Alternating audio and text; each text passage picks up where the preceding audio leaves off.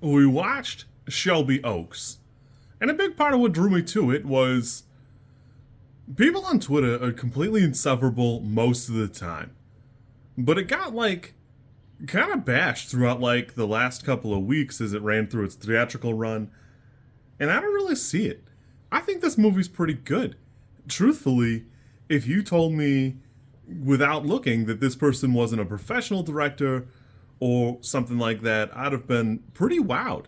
Because for a movie written and directed by Chris Stuckman, who has up until this point been a YouTube movie critic, I wouldn't have believed you because everything here looks pretty good.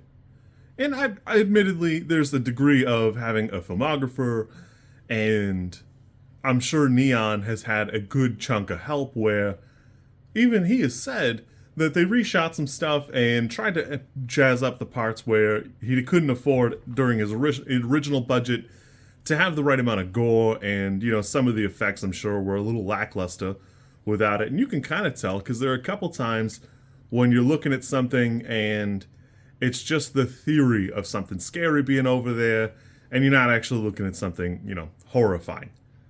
But overall, I think it's pretty competent. I enjoy this quite a bit. Uh, all of the little found footage bits are usually things that I can't stand, but as a news segment, it's put together fairly decently. I don't really have any problems with the way that's presented.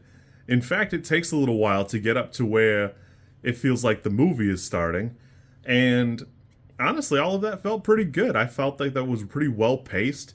It takes a little while to get to the title card, and I had a good time with that. I thought that was pretty decent. There's only a couple of times that I felt the writing needed a little bit more of something, and it a little bit of it was a bit expository, but a lot of directors are not on their own fantastic writers, and sometimes they need somebody to help. I see that Samantha Elizabeth helped him quite a bit, and I don't know what her background is, but overall this does a pretty good job. I mean, it's not reinventing the wheel, but we sat through a lot of horror movies this year that tried to reinvent the wheel, and some of them did a really good job. I think Sinners is fantastic, where him was okay, but it just doesn't quite pull itself together, where Shelby Oaks stays pretty consistently good the whole time.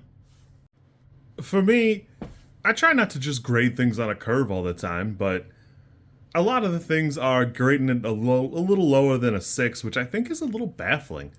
Overall, I think this is a pretty strong piece.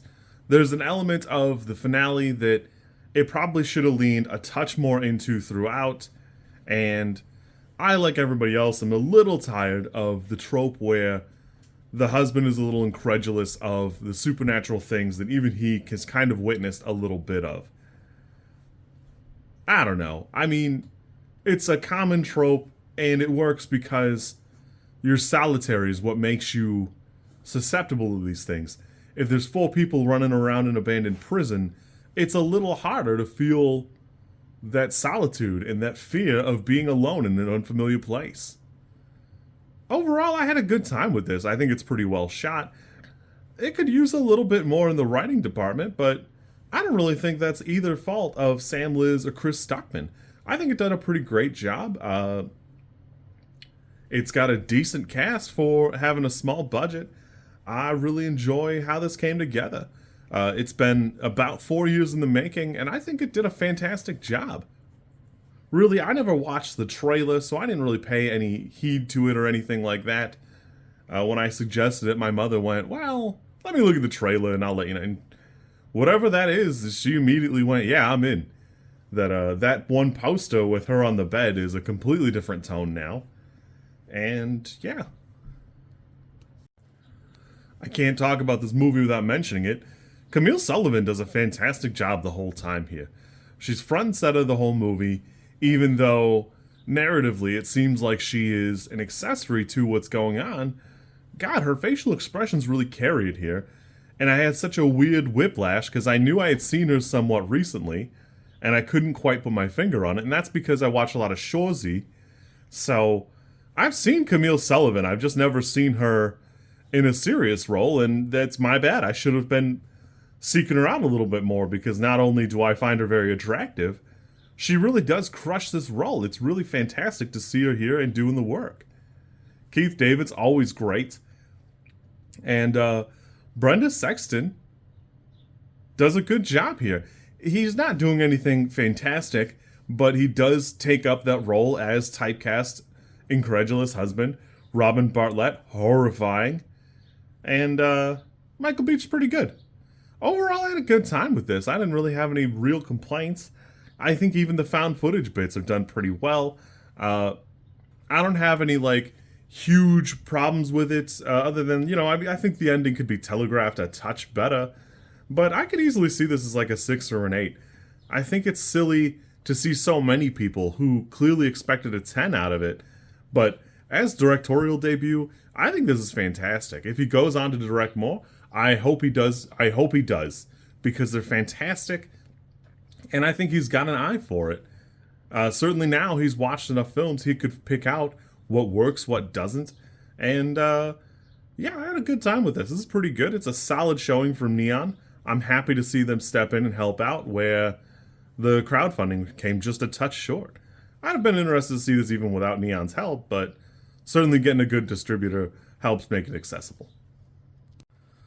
Overall, just as a side note, it is 91 minutes, so in a lot of people's estimation, it's a perfectly paced film, and I think it did a good job trying to accomplish what it set out to do. If you're curious about it, I think you should go give it a watch. There's other stuff to check out this month, but Shelby Oaks should be on your list. If you like this kind of thing and want to see more of it, you should feel motivated to check something like this out.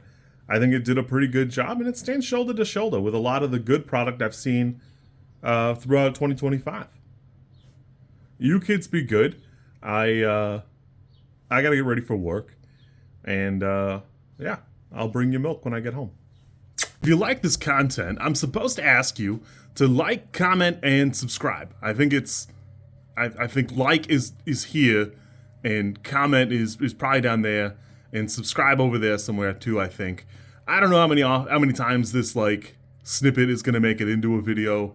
Everybody says you should do it this way, and I always thought it was just like an annoying thing other YouTubers did.